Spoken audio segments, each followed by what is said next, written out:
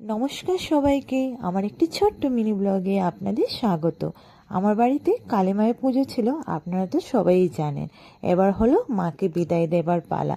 মাকে বিদায় দিতে যে কি কষ্ট লাগছিল সেটা বলে বোঝাতে পারবো না। যে দুটো দিন মা আমার ঘরে ছিল, খুব আনন্দ ফুর্তি করে দিন কাটিয়েছি। আমার ঘরটা পুরো আলোকিত করে রেখেছিল মা। কি করব, মাকে তো বিদায় দিতেই হবে, এটা প্রকৃতির নিয়ম। মায়ের কাছে এটাই চাওয়া পাওয়া, মা আমার সংসারটাকে সুখে শান্তিতে রেখো। মাকে বরণ করে এবার চললাম মাকে নিয়ে বিদায় দেবার পালা।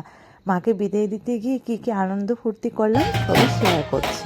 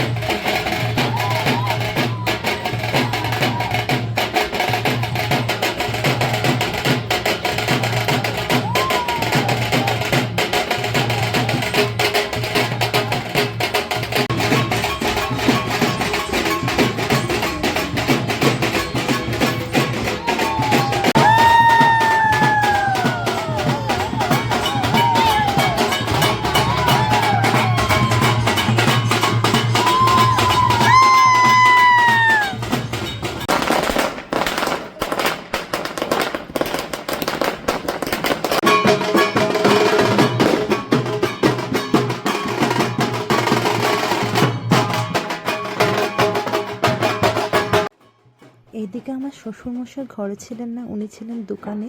তার জন্য মাকে নিয়ে গেছিলাম দোকানে। উনিও মাকে বরণ করে নিল। বরণ করার পর চললাম মাকে বিসর্জন দিতে।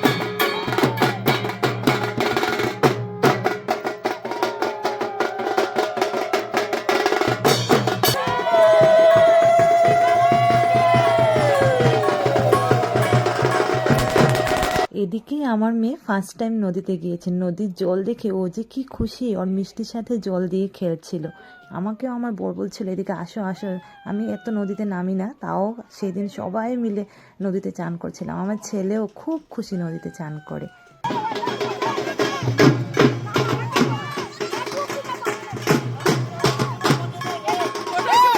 এবার সবাই চান করে বাড়ি ফেরার পালা।